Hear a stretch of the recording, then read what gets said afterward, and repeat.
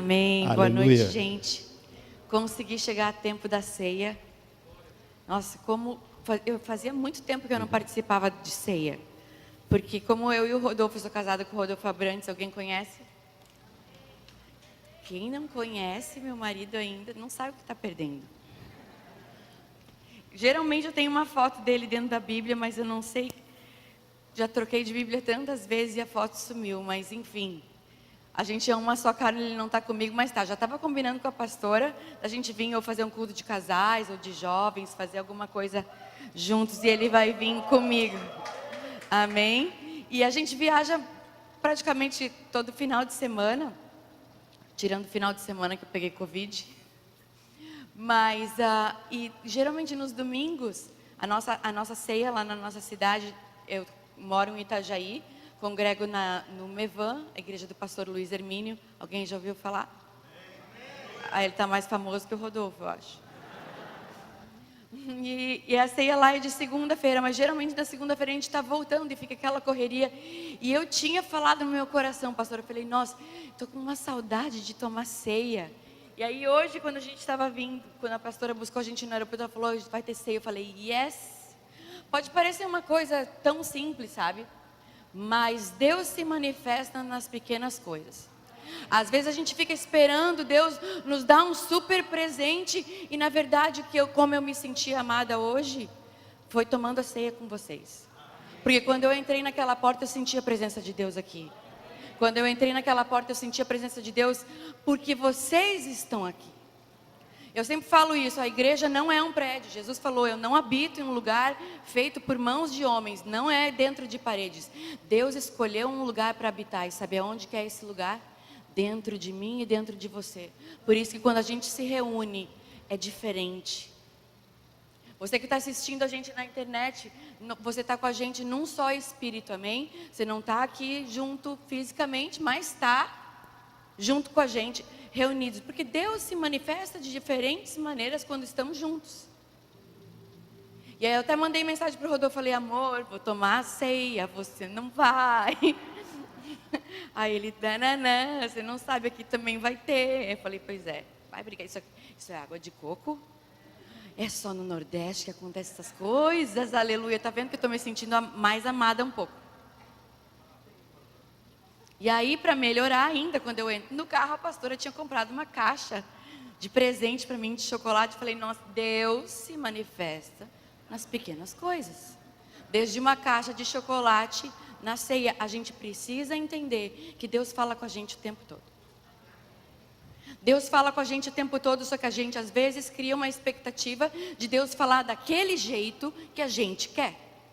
A gente quer que Deus levante uma palavra, alguém para te dar uma palavra. A gente quer que Deus levante o pregador para apontar para você. A gente quer que Deus faça. Tem gente que vive fazendo prova com Deus. Ai, vou fazer prova com Deus. Se passar uma pessoa na minha frente agora é que é. Aí se eu orar, não sei o que. Se eu vou abrir uma palavra é agora. Sabe aquelas pessoas que estão sempre fazendo prova com Deus? E na verdade, se você está sempre fazendo prova com Deus, isso prova para você que você não ouve direito. Porque Deus procura pessoas que obedecem prontamente. Porque Deus, Ele quer tratar a gente como um pai trata um filho. Amém? Como que um pai trata um filho? O pai quer intimidade com o filho. Porque um filho, no começo, quando uma criança nasce, o pai ainda não tem intimidade. O pai até demora mais para se apegar, porque a criança fica mamando na mãe muito tempo. Só que a psicologia mesmo explica que depois, mais ou menos entre os 2 ou 3 anos, a criança desenvolve um outro laço com o pai. E a conversa com o pai é sempre diferente da mãe. Por exemplo, eu já sou casada há 20 anos e até hoje a linguagem de amor da minha mãe é o quê? Fazer comida para mim. Que mãe, eu fiz isso para você. Por quê? Porque a natureza da mãe nutrir os filhos. Porque foi a primeira comunicação que ela teve comigo, foi o quê? No peito. Então a mãe, ela continua nutrindo, mas o meu pai, ele não faz comida para mim, ele não traz presente para mim, mas o meu pai me liga para saber como eu estou. Então, meu pai, eu posso me sentir, posso achar que estou sendo mais amada pela minha mãe, que me nutre, que me mima, que faz as coisas para mim, que gosta de servir. E tudo tem a ver com comida, porque aí ela vai no mercado para mim, ela traz um bolo para mim. Mãe. E eu posso estar com 80 anos, que ela vai, se ela tivesse viva com bons 102 anos, talvez ela ia estar fazendo ainda alguma coisa para comer. Mas o meu pai, ele se relaciona comigo de uma maneira totalmente diferente. E assim é Deus na nossa vida. Eu sei que tem muita gente que teve traumas com o pai. Quem não teve? Aliás, dizem que a maioria dos nossos problemas que a gente transfere para Deus são problemas que a gente teve com a nossa paternidade. Que tem pessoas que não tiveram pai, que não tiveram contato com o pai. Essa semana mesmo estava ministrando uma menina que dos 7 aos 13 anos foi abusada sexualmente pelo pai. Pelo próprio pai. E pior, que aí ela ainda transferiu para a mãe, porque a mãe não acreditou nela. Porque na verdade não é que a mãe, às vezes não é que a mãe não acreditou, é que às vezes a mãe não tem saída. A mãe também, imagina o homem que consegue abusar da própria filha, imagina o que ele não fazia com a esposa. Então é aquela coisa, é fácil a gente julgar ela, mas ela também vivia debaixo de medo. Amém? Mas o que? O pai quer conversar. O pai quer ter tempo com o filho. O meu pai, quando ele quer demonstrar que me ama, o que ele faz? Ele me liga. Oi filha, tudo bem? Eu falei, tá pai, quer alguma coisa? Ele falou, não, só liguei para saber como é que tu tá. E Deus fala comigo através disso. Eu falo, uau, é isso que Deus quer. Deus não quer perguntar se eu tipo assim, tá, qual que é a tua lista de pedidos hoje? Porque isso às vezes a gente se relaciona com Deus com uma lista de pedidos. Só que isso é uma relação de alguém muito rasa. Deus não quer que você entregue a sua lista de pedidos para Ele, porque um pai sabe o que o filho precisa. Jesus falou isso. Por que vocês andam ansiosos? Por que vocês se preocupam com o que comer, o que vestir? Por que vocês ficam pensando nessas coisas? Deixe que os gentios pensem nessas coisas, mas vocês têm um pai que sabe tudo o que você precisa. E Jesus falava isso, as pessoas não entendiam. Porque quando Jesus falava de coisas espirituais, as pessoas queriam interpretar como coisas carnais. Ele falava, Jesus um dia ele disse assim: a ninguém na terra chamei de pai. Aí você fala, o que Jesus está falando? É que no original ele estava dizendo assim: a ninguém, nenhuma pessoa é a tua origem é Deus, que a palavra pai que Jesus usou é origem. Origem, a gente veio dele, né? O céu não é um lugar que você vai ir daqui, não, na verdade o céu é um lugar que você vai voltar. Exatamente, você vai voltar para lá. Porque tem assim, se você é uma pessoa que é sensível ao mundo do espírito e conversa bastante com Deus, parece que dá até uma saudade do céu. Alguém já sentiu saudade do céu? Alguém já sentiu? Eu já senti isso. Eu falo, nossa, parece que você... É claro que é uma coisa muito momentânea, porque isso é uma coisa no espírito, ok? Mas você sabe que o teu espírito vem de outro lugar. E Jesus, ele veio na terra para nos ensinar duas coisas fundamentais, entre várias, as duas que eu quero falar nessa noite, é a primeira coisa que Jesus veio fazer, mostrar o coração do Pai, e segundo, nos ensinar a respeito do reino de Deus. Era tudo que Jesus falava. Ele falava, eu e o Pai somos um, quem vê o Filho vê o Pai, o Filho só faz o que vê o Pai fazer, porque o Pai me enviou, a promessa do meu Pai, tudo Jesus falava Pai. Só que tem um porém. Nenhum dos judeus naquela época usava a palavra Pai para Deus. Porque judeu não fala nem o nome de Deus em vão, quem dirá chamar Deus de Pai, porque ainda mais de chamar de Abba. Porque Abba é que nem você falar assim, paizinho, papai, daddy. Abba é uma palavra de Deus, para chamar Deus de pai, de intimidade. Não é Pai, o Senhor. E a gente pede, muitas vezes a gente se relaciona com Deus como sendo Senhor, só que na verdade Ele é Senhor, claro que Ele é Senhor, mas Ele é Pai também. Ele é Pai também. E aliás, o que Jesus veio fazer, Ele veio nos adotar para a gente ter um Pai. Porque enquanto você se relacionar com Deus como se Ele fosse teu chefe, como se Ele fosse teu amigo, como Ele fosse o teu médico, o teu advogado, o teu juiz, o teu provedor, isso tudo é muito bom, porque Deus é tudo isso. Só que para você ter uma vida de intimidade com Deus, você precisa ver Ele como Pai.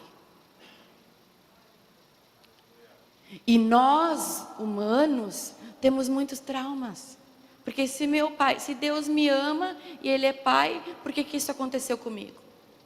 Alguém já pensou isso? Eu tenho que responder isso para pessoas praticamente todos os dias. Porque se Deus é tão bom, então por que isso aconteceu comigo? Que nunca fiz nada de mal para ninguém. Não é? Você já se sentiu injustiçado? Porque isso aconteceu comigo. Por que Deus permitiu isso acontecer comigo? Amados, não é que Deus permitiu. Jesus nos avisou que o mundo jaz no maligno. Ele disse assim, inclusive, que no mundo a gente teria aflições. Quem que entende que aflições não é aflição? Aflições é uma galera de aflição. Só que a gente acha que quando isso acontece com a gente é porque está com brecha, que faz alguma coisa errada. Não, as coisas acontecem na nossa vida e o que? A questão é, o que você vai fazer com isso? Você vai virar um murmurador ou você vai crescer? Porque as coisas vão continuar acontecendo, porque as pessoas são más. No livro de João fala, a condenação é essa, a luz veio, mas as pessoas não quiseram, porque as suas obras eram más. Tem muita gente que não quer Jesus. Porque o coração é mau, é tudo a respeito do coração. Aquele versículo famoso que Deus não olha segundo os homens, Ele não olha segundo a aparência, mas Deus olha segundo o coração. Foi o quê? Foi quando o próprio Deus falou para Samuel: Samuel, por que você ainda está com dó de Saul? Por que você está indo atrás de Saul, sendo que o meu espírito já se retirou dele? Eu escolhi para mim um novo rei. E Saul teve chance? Teve. Quem é que escolheu Saul? Deus escolheu Saul. Porque todas as coisas que eram naquele tempo, o povo votou, vamos querer Saul? Sim. Igual a gente teve eleição? Sim, mas toda autoridade tem a permissão de Deus. Então Deus falou, ok, Saul é o ungido. E Deus era com Saul? Era. Deus honrou Saul? Honrou. Até que Saul começou a pisar na bola. E aí quando Saul começou a pisar na bola, Deus dá tempo para a gente se arrepender. Deus dá chance para a gente mudar. Deus não nos acusa, não nos constrange para a gente ficar se sentindo culpado. Quando Deus fala os nossos, entre aspas, defeitos, quando o Espírito Santo fala com a gente isso, é para quê? Para que haja um arrependimento na nossa vida e, consequentemente, mudança. Porque o arrependimento verdadeiro, ele traz mudança. Porque arrepender é mudar de jeito de pensar. Porque aí o que acontece? Como para nós arrepender uma palavra, tipo assim, eu me arrependo de ter comprado essa máscara, paguei muito caro, podia ter comprado uma barata, nem é tão boa assim. Só que isso é um arrepender que não é um arrepender. Vocês estão entendendo? Então eu uso essa palavra arrepender para uma coisa. Me arrepender de ter comido aquilo ali, nem estava tão bom. Então a gente usa a palavra arrepender, que é a primeira mensagem de Jesus, é a primeira mensagem de João Batista, é a primeira mensagem do reino de Deus, se arrependam. Então o que acontece? Que a gente às vezes banaliza a coisa se arrepender. E aí quando é para uma coisa séria, a gente só sente um remorso. E fala, Deus perdoa. Claro que Deus perdoa, mas a consequência vem. E o se arrepender é o quê? Quando João estava batizando no deserto, João estava batizando no deserto e a Bíblia fala que a multidão ia até o Jordão para ser batizado por João. E João sempre falava assim: olha, vocês acham que eu sou o bom? Não, não sou eu bom, porque vem um depois de mim que é muito melhor do que eu.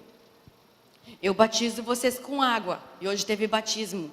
Eu amo o batismo. Para mim, batismo é um dos dias mais espirituais da igreja, porque o batismo é uma coisa que a gente faz no físico, mas na verdade ele é muito mais espiritual do que parece.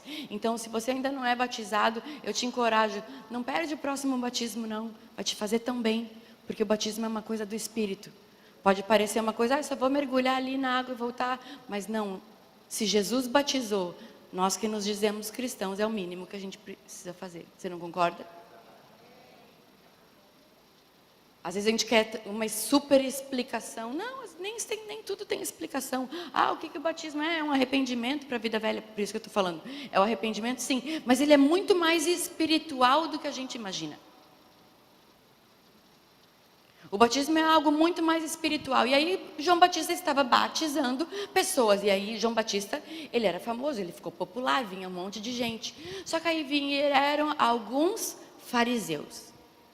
O que são os fariseus, gente? Fariseus são os religiosos, os crentão, os bonzão, os que sabem Bíblia de cor, que cita versículo. Sabe aqueles que você começa um versículo, o cara responde? Os fariseus eram aqueles, os mestres da lei.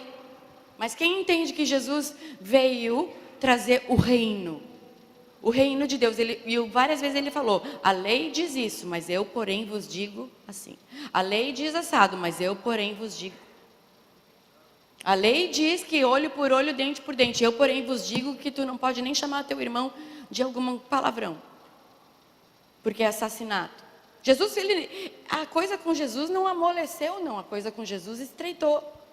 Jesus falou que a lei diz que se alguém for pego em adultério com uma mulher, deve ser os dois apedrejados. Eu, porém, vos digo, se você olhar para uma mulher e cobiçar ela no seu coração, já pecou com ela. Ou seja, é o coração. Lembra que eu falei? Deus vê o coração, e Deus tinha escolhido Saul por causa do coração. Voltando à multidão, ia querer ser batizada por João Batista, chegou os religiosos, e João Batista poderia ter feito assim, pastor: chegou os pastores da cidade, vamos batizar, para eu ficar bem na fita, para eles gostarem de mim, para eu ganhar um like, ficar mais famoso ainda, quem sabe até me dão algo. Só que sabe o que João fez? João falou: não, Nanina, não. Vocês não podem batizar. Mas por quê? Ele falou, porque vocês não estão com fruto de arrependimento. Porque dizer que se arrependeu é uma coisa, dar fruto de arrependimento é outra. Fruto de arrependimento é o que Deus espera da gente. Porque arrependimento sem fruto não é arrependimento, é remorso. São bem parecidos, mas são coisas totalmente diferentes. Porque o remorso você vai lá e faz de novo, vai lá e faz de novo. A fruto de arrependimento é o quê? Mudar. O que João Batista estava falando para eles mudarem? Eu não sei, talvez eles eram arrogantes, talvez eles eram orgulhosos, talvez eles achavam que eles tinham que entrar na fila VIP. Eu não sei qual que era o problema que João viu neles. Mas ele estava falando assim, não é de qualquer jeito. Não é de qualquer jeito.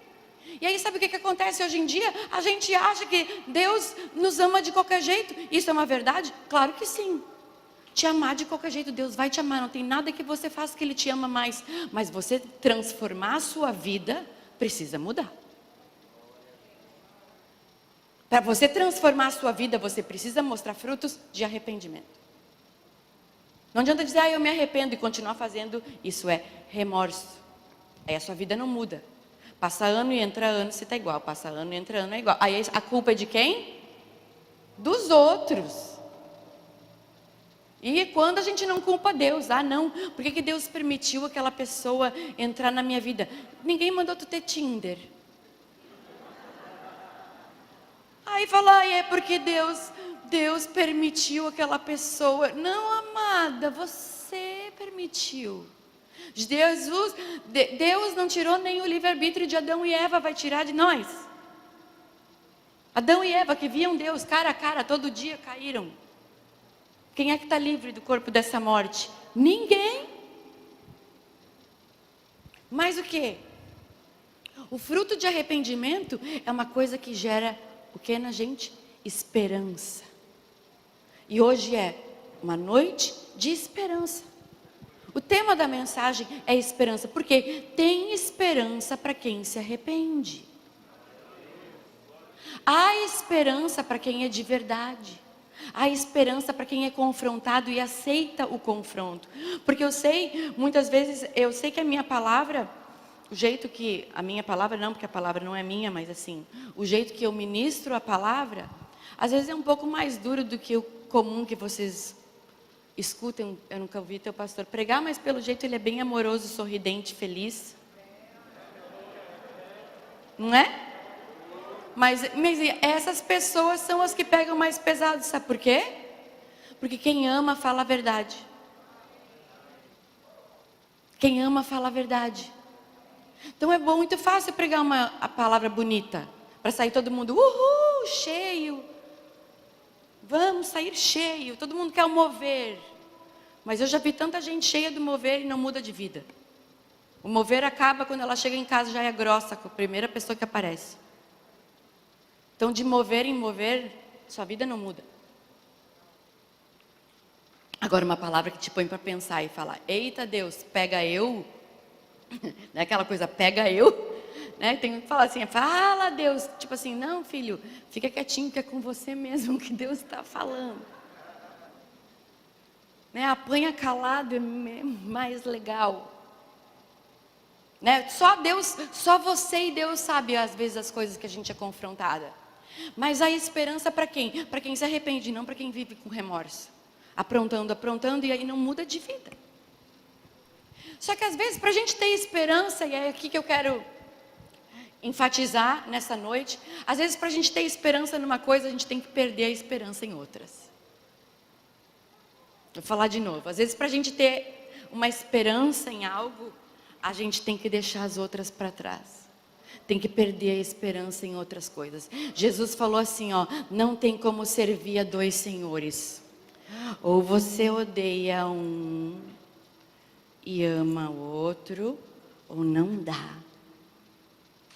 Não dá para ficar brincando assim, ó. Um pouquinho desse. Desculpa, vou mexer na decoração.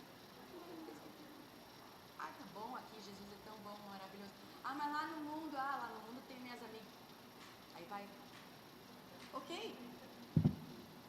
Tenho amigas do mundo inúmeras, mas o que eu tenho em comum com elas? O amor de Deus pela vida delas. A gente não precisa compactuar com todo mundo. Não estou dizendo para você viver num mosteiro. Amém? Mas o que? É no nosso coração que a gente trai. É aqui que a gente trai Ele.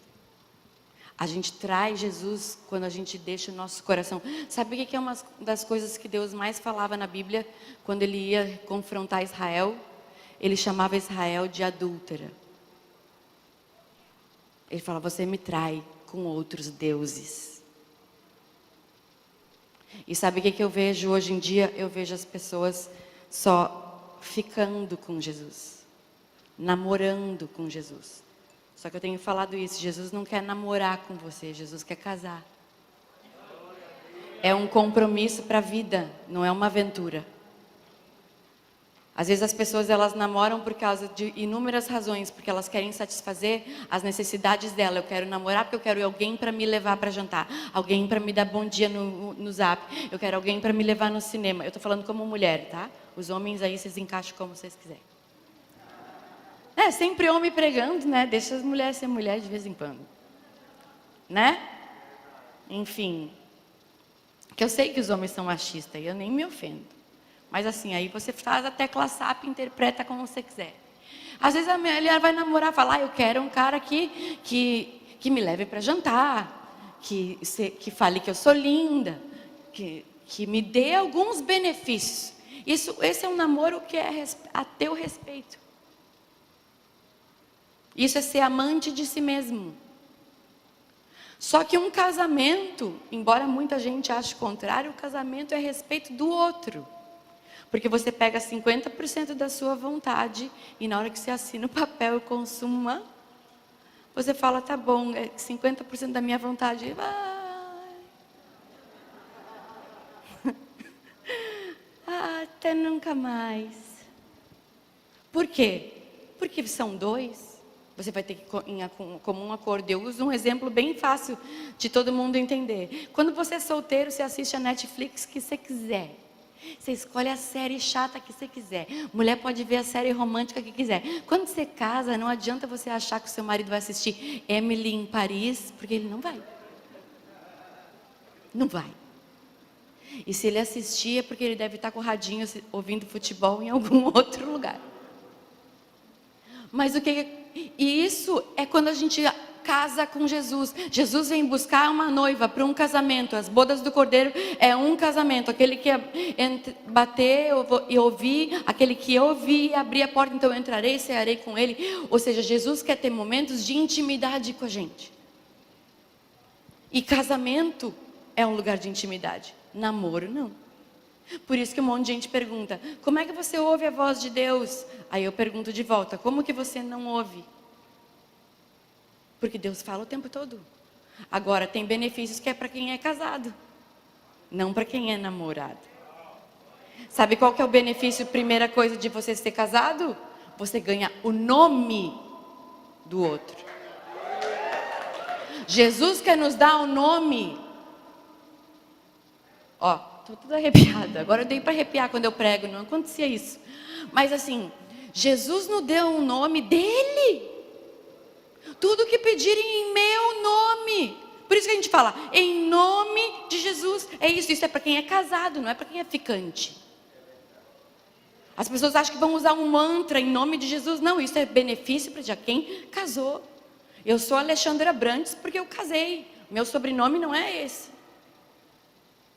Então o problema é que as pessoas elas querem os benefícios de casado que Jesus dá, mas trata ele como se fosse um namorado. Tem gente que namora como se tivesse casado. Ah, não é de Deus, a questão não é essa. A questão é que namoro é namoro, casamento é casamento. E namoro não é pré-casamento. Namoro é namoro. Só que as pessoas elas querem os benefícios. Só que tem benefícios que é para quem é casado. Tem benefícios para quem quer compromisso. Compromisso. Hoje em dia as pessoas estão trocando a aliança de casamento por uma aliança de compromisso. Não é a mesma coisa. Desculpa, vocês me perdoem se tem alguém aqui que mora junto e não é casado. Não estou querendo te acusar de jeito nenhum. De jeito nenhum, mas tipo assim, tem um benefício para quem é casado. O Rodolfo, ele era um cara extremamente ciumento. Ele era até bem insuportávelzinho sobre isso. E engraçado que durante todo o nosso namoro ele só piorava. Eu falava, meu Deus, quando casar eu tô lascada. Tipo, quando lascar ele vai botar um cabresto, me amarrar uma corrente, deixar pendurada, crucificada na parede para não sair de casa. Mas não, por uma loucura do espírito, o que aconteceu? A partir do momento que a gente casou e se tornou um só, o ciúme dele desapareceu. Mas por quê? Porque é uma coisa do espírito. Quando você é um com uma pessoa, quando você está junto com ela, na lei dos homens e na lei de Deus, isso muda no espírito, é igual ao batismo. Ah, mas o que vai mudar? Olha, não sei te explicar, mas muda. O que muda depois de eu batizar? Também não sei te explicar, só sei que muda uma coisa aqui, ó. Parece que o céu fala mais perto. Cada um tem a sua experiência. Mas o que? Voltando à palavra da esperança, com isso eu vou convidar você a abrir a sua Bíblia em Marcos 5. Tem uma palavra bem famosa, eu já preguei ela algumas vezes, que é a palavra da mulher do fluxo de sangue. Mas hoje, desde que eu cheguei aqui, o Espírito Santo falou para mim, é essa palavra que eu quero que você compartilhe com eles. A respeito da esperança que aquela mulher tinha. Jesus estava no meio do caminho, porque eu vou explicar um pouquinho antes da mulher chegar nele, tá? Só para vocês entenderem, amém? Jesus estava indo, anunciando o reino de Deus, e veio um sacerdote, um dos chefes da sinagoga, chamado Jairo, e Jairo parou ele e falou assim: a minha filha está morrendo, minha filha está morrendo, eu preciso que você vá na minha casa, porque eu sei, Jairo falou para ele assim: eu sei que se você for na minha casa e impor as mãos nela, ela vai ser curada. Ou seja, Jairo cria que Jesus não era normal, amém? Ou seja, o chefe da sinagoga, ou seja, um líder religioso, foi até Jesus e falou: eu preciso que o senhor vá na minha casa. Sabe, tem vezes que a gente tem que ir até Jesus, falando com Ele, cara a cara: Senhor, eu preciso de um milagre, eu preciso que o Senhor intervenha nessa situação, porque nessa situação só Deus pode agir. E Jesus com certeza viu a fé naquele homem. Ele viu, ele falou: não, vamos. E outra, não se preocupa, ela não morreu não. Aí chegaram no meio da conversa, Jesus falou: eu vou junto contigo. Ele falou: vamos. No meio do caminho veio algumas pessoas falar: ih, Jairo, nem adianta vocês ir, tua filha já morreu. Sabe, tem vezes que a gente vai contar uma bênção para uma pessoa, a pessoa: ih, nem te empolga, porque isso aí não vai dar certo. Sempre tem os amigos de Jairo para vir querer jogar areinha no nosso castelinho. Mas sabe o que? Se pisaram no teu castelinho de areia, levanta e faz outro. É de areia mesmo. Bom mesmo é a gente ter como aquele homem sábio que edifica a sua casa sobre a rocha. Porque quando a gente está em Jesus, podem pisar, podem te bater, pode vir vento, pode vir tempestade, a tua casa não muda. A tua casa não muda. Às vezes a gente tem a confiança nas outras coisas. Então vieram falar para Jairo: tua filha morreu, nem adianta tu ir, muito menos levar Jesus lá, nem incomoda ele. Jesus olhou para ele e falou: Jairo, deixa quieto, ela não morreu, ela só está dormindo. Não tenha medo, Jesus falou para ele. E aí eles indo para lá, vem uma mulher, é onde que eu quero entrar. Aparece a mulher do fluxo de sangue, que não tem nome, não tem nada, ela não tem nenhum crédito para ela. Mas a história dela é de uma mulher que teve esperança. Ali no versículo 24. Uma grande multidão o seguia e o comprimia. Onde Jesus passava, as pessoas tentavam esmagar ele. E estava ali certa mulher que havia 12 anos sofrendo de hemorragia. Ela padeceu muito sob o cuidado de vários médicos e gastou tudo que tinha. Repete comigo: ela gastou tudo. Quem entende que gastar tudo é gastar tudo? Às vezes a gente fala essa expressão: eu gastei tudo. Mas a gente tem dinheiro no banco. A gente tem o cartão. A gente gastou tudo, não. Ou tipo, alguém te pede uma esmola, tu fala: não tenho nada. Mas aí você fala: não é que você não tem nada. Você tem sim, só que você só tem nota alta. Você não tem uma nota de 2 ou uma moeda para dar. E a gente pega e fala: não tenho nada. Então às vezes a gente fala: não gastei tudo. Mas essa aqui, ela tinha gastado tudo mesmo. Sabe por quê? Porque 12 anos sofrendo. Ela era uma mulher. E pior de tudo isso é porque para os judeus, uma mulher, quando ela estava menstruada, quando ela estava com o fluxo de sangue, ou seja, a hemorragia dela, ela não podia entrar na cidade, ela não podia falar com ninguém, ela não podia encostar em ninguém, elas eram proibidas, elas tinham que ficar num lugar afastado. Agora imagina aquela mulher sendo rejeitada por 12 anos. 12 anos. Tipo assim, não passou. Ela ficou 12 anos se sentindo suja. Porque naquela época eles falavam que quem estava com a hemorragia, quem estava no seu período de menstruação, era impuro. E sabe o que acontece com a gente? Às vezes não é esse caso, mas a gente se sente impuro, ou porque ainda fuma, ou porque ainda mente, ou porque ainda tem algum problema. Tem uma menina que me mandou mensagem esses dias, ela falou: mas eu ainda fumo. Eu falo: calma, uma coisa de cada vez. Nem conseguiu se converter ainda, já quer parar de fumar. Calma. Porque às vezes as pessoas elas acham que Jesus vai amar mais elas se elas pararem de fazer as coisas. E não é. A vida com Deus, ela vai te enchendo, até que essas coisas não ocupam mais lugar e você vai abrindo mão delas. A gente ser liberto é uma consequência de se encher de Jesus, não um pré-requisito para ser salvo. Entende isso? É uma consequência, você ser liberto da ansiedade, por exemplo. Eu estava falando sobre a ansiedade. Ser liberto da ansiedade é uma consequência de você se encher do príncipe da paz.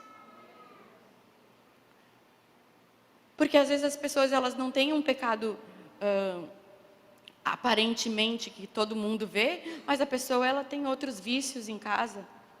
E essa mulher, ela sofria sozinha. E a Bíblia diz que ela gastou tudo o que tinha. Aqui. Mas em vez de melhorar, ela só piorava. Ela gastou tudo que tinha com os médicos. E ao invés de melhorar, ela só piorava. Alguém aqui já passou por essa situação? Quanto mais você ora, mais piora? Tem gente que fala para mim, minha vida estava até boa, mas depois que eu fui para Jesus, parece que começou tudo a dar errado. E eu sempre falo, não, a questão não é essa. A questão é que estava tudo errado. Depois que você foi para Jesus, você começou a se dar conta que estava. Estão comigo? Ela tinha gastado tudo que tinha e quanto mais tempo passava, mais ela piorava. Por que ela piorava? Porque ela tinha hemorragia. Então ela estava o quê? Fraca. Ela perdeu a esperança. Foi o que aconteceu com ela. Ela perdeu a esperança. Porque ela foi num médico e não deu, foi no outro médico e não deu, fez exame ali e não deu. 12 anos gastando tudo que tinha. Ou provavelmente essa mulher era rica. Provavelmente essa mulher teve um marido, ela pode ser viúva, porque a gente não sabe da história dela. Mas ela é tão relevante que a história dela ficou registrada nos evangelhos e a gente fala dela até hoje. Por quê? Porque ela foi uma pessoa que teve esperança. Ela não se entregou, apesar de fraca. O que Jesus fala? Quando estou fraco, aí é que sou forte. Ou seja, 12 anos depois, ela estava o caco. Eu imagino que ela devia ter anemia. Eu imagino que ela devia estar branca. Eu devia estar fraca. Já tinha perdido tudo, ou seja, nem comer direito não devia estar comendo. Ou seja, talvez no pior dia dela, ela ouviu falar que Jesus estava passando pelaquela cidade. Ela não era o objetivo principal de Jesus. Jesus estava indo na casa de Jairo, o primeiro que a menina tinha morrido. Ele foi ressuscitar a menina. Mas no meio do caminho, essa mulher se intrometeu. Sabe o que tem que acontecer na nossa vida? Uma pessoa de esperança, uma pessoa que tem esperança, quando as suas esperanças estão renovadas, você paga o preço que for. O problema é que às vezes a gente quer ficar sentado em casa. Ela poderia ter feito assim, não, se for da vontade de Deus, Jesus vai vir me visitar também. Que tem gente que faz isso, se compara com outro. Se ele está indo na casa de Jairo, por que não vai na minha casa? Se o pastor fez uma visita lá na casa do fulano, por que na minha não veio? Se Jesus entrou no barco de Pedro, por que não entrou no barco dos filhos de Zebedeu? A gente fica se comparando com os outros. Só que sabe o que? Deus tem para todo mundo, depende de quanto que você busca. Eu sempre falo aquela história. A primeira pessoa que Jesus apareceu depois dele ter ressuscitado foi para Maria Madalena. Foi para uma mulher. Aí todo mundo se pergunta, mas por que ela? Por que ele apareceu para ela? Ele não era mais chegado de João? Ele não era mais chegado de Pedro? Ele não era não sei o que lá? Por que justamente a Maria Madalena, que era pecadora? Sabe por que Jesus apareceu para ela primeiro? Porque foi ela que foi buscar. Enquanto estava todo mundo dormindo, ela acordou cedo e ela foi lá no túmulo e viu a pedra que tinha rolado. Às vezes a gente fica se comparando com os outros, mas você nunca fez o esforço do outro. Jesus apareceu para ela primeiro, porque Jesus aparece para quem busca. Buscar-me-eis e me achareis quando me buscares de todo o coração. Então a gente às vezes se compara com os outros. Como é que naquela vida daquela pessoa as coisas acontecem na minha mão? Aí na minha não. Você está buscando? Porque você só pode se comparar com o outro e se sentir injustiçado se você estiver fazendo mais. Jesus falou, a nossa justiça tem que exceder em muito dos fariseus. Ou seja, as nossas obras têm que glorificar a Deus. E essa mulher, ela teve esperança em Jesus. Ela ouviu falar, porque a fama de Jesus corria. Onde Jesus passava, Ele curava enfermos, expulsava demônios, as pessoas eram cheias. Eu acredito que onde Jesus passava, as pessoas eram cheias de vida. Porque Jesus falava palavras de vida, Ele falava como quem tinha autoridade. Então as pessoas se admiravam, falavam: uau, que sabedoria é essa? Quem é esse homem? Só pode ser da parte de Deus. E eles falavam assim: olha, a gente sabe que o Senhor é da parte de Deus, porque ninguém pode realizar as coisas que você faz se Deus não for com Ele. Mas conta para nós uma coisa, eles diziam para Jesus: com que autoridade você fala essas coisas? Às vezes as pessoas falam isso para a gente, elas falam: tudo bem, que tua vida melhorou, tu está ótimo hoje, dá para ver os frutos na tua vida, mas quem você pensa que é para falar isso? Mas quem é tu para falar? Principalmente a família, né? A família sabe todo o nosso defeito e fala: quem é tu para falar? Não sei o quê. Aí pega lá, vai pescar no mar do esquecimento, fica lá pescando no mar do esquecimento, pegando teus defeitos. É ou não é? Tipo, às vezes eu falo para minha mãe: ai mãe, para de pescar no mar do esquecimento. Nem lembro mais. Mas o quê? Essa mulher, ela teve a esperança em algo. Só que para ela ter a esperança em Jesus, ela teve que perder a esperança em outras coisas. Talvez eu não sei o que é que você tem colocado a esperança no lugar errado. Mas eu vim aqui nessa noite para reposicionar você, para você colocar os olhos naquilo que te dá esperança. E a nossa esperança é Jesus. A nossa esperança não é um casamento, não é um novo emprego, não é um carro novo, não é quando eu casar, quando eu me formar, quando eu isso, quando eu aquilo. Porque às vezes a gente coloca a esperança nas coisas. Quando alguém orar por mim, ou quando o profeta falar, ou quando eu for batizado no Espírito Santo, eu não sei no que você tem colocado a tua esperança. Porque a gente põe a esperança, quando eu for curado, quando eu me formar, a gente põe esperança em um monte de coisas. Só que às vezes, para você colocar os olhos em Jesus, você vai ter que deixar de lado a esperança que você tem colocado nas outras coisas. Porque essa mulher, talvez se ela tivesse ainda dinheiro, ela não teria buscado Jesus. Talvez aquela mulher, talvez se ela não tivesse tão mal, como diz que ela estava de mal a pior, talvez ela não tivesse buscado Jesus. Ela precisou perder tudo.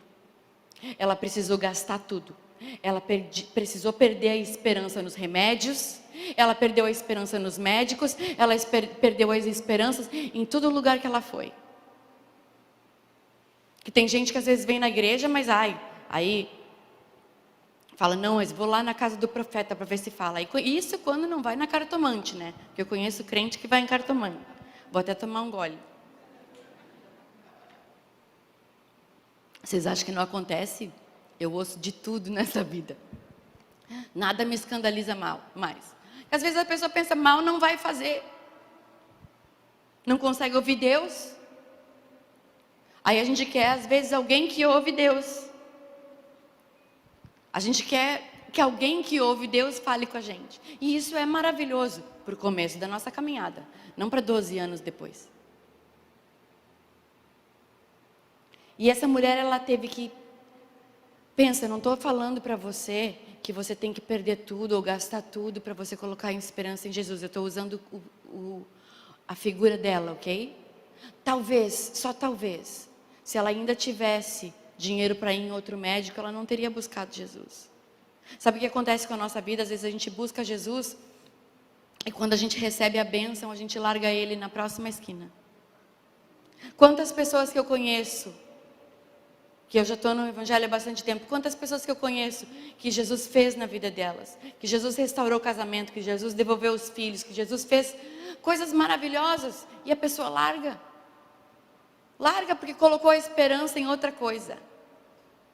Mas a gente tem que fixar os olhos naquilo que nos dá esperança e trazer à memória aquilo que nos dá esperança. E agora eu quero que você traga à memória.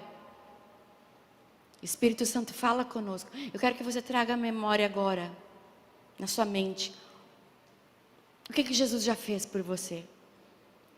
Pensa tira esse 1 minuto para você. Se você pudesse dar um testemunho de 1 minuto, falar alguma coisa que Jesus já fez em você, eu quero que você pense nisso agora.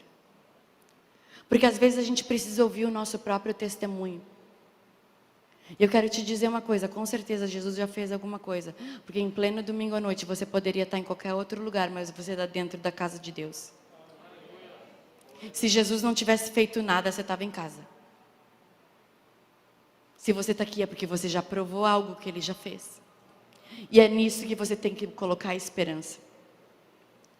Enquanto a gente termina a palavra, você pede para o Espírito Santo, fala: Espírito Santo, repete comigo: Espírito Santo, me traz à memória as coisas que o Senhor já fez por mim. E renova a minha esperança. Renova a minha esperança. Eu quero chamar já o grupo de louvor para subir, enquanto eu leio aqui o resto do texto. E quando essa mulher ouviu falar de Jesus, versículo 27, lê comigo lá, versículo 27. Quando ouviu falar de Jesus, chegou por trás dele no meio da multidão e tocou em seu manto, porque pensava em seu coração. Repete comigo: pensava no seu coração. Ou seja, ela pensava assim: se eu apenas tocar. Ela pensava em seu coração: se eu tão somente tocar em seu manto, ficarei curada. E imediatamente a sua hemorragia cessou e ela sentiu em seu corpo que estava livre. Repete comigo: livre. Ou seja, quando ela tocou o manto de Jesus, ela não foi só curada, gente, ela foi livre. Porque conhecereis a verdade, e a verdade te liberta. Quem é a verdade? Jesus é a verdade. Ele libertou ela da vergonha. Não está escrito. Não, ele libertou ela da vergonha sim. Sabe por quê? Porque teve uma hora que ele pegou e falou: alguém me tocou. Podem vir. Alguém me tocou. Alguém me tocou. Diferente. Ou seja, Jesus se deu conta que alguém buscou ele diferente. Lembra que eu te falei que ele apareceu para Maria Madalena porque ela buscou? Aquela mulher, se ela não tivesse tocado com esperança, era só mais um pano que ela ia ter tocado. Mas ela creu. Você precisa tocar em Jesus com expectativa. Ela tinha uma expectativa de ser curada. E aí o que? Jesus falou: quem me tocou? Lembra que eu falei que mulher com hemorragia era impura? Ela não poderia estar ali no meio da multidão. Ela tinha que estar lá afastada. Acredito que ela estava assim, pensando: tomara que ninguém me descubra aqui. Mas quando Jesus falou: alguém me tocou, aí até os discípulos falaram: Jesus, está de onda, né? Todo mundo está te tocando, está todo mundo te oprimindo. Ele falou: não, mas alguém me tocou diferente, porque de mim saiu o poder. Alguém me tocou diferente, porque de mim saiu o poder. É aquela coisa, um monte de gente estava tocando Jesus, um monte de gente estava encostando nele. A Bíblia diz que a multidão o comprimia, mas uma pessoa extraiu dele poder. E o mérito está na esperança dela. O mérito está na busca dela. Ela precisou perder tudo. Ela precisou perder as esperanças nos médicos, nos remédios, nas coisas desse mundo, para dizer: mas só tem um que pode me salvar. Só tem um que pode me libertar. Só tem um que pode me justificar. Jesus, o Filho de Deus. E quando ele falou: alguém me tocou diferente, aquela mulher, na ousadia, falou: fui eu. Ela foi cheia de uma coragem, porque o que? Na hora só ela sabe o que ela sentiu. A Bíblia diz que ela sentiu algo e que imediatamente a doença parou, a hemorragia cessou, o sofrimento acabou, a ansiedade acabou, a depressão acabou.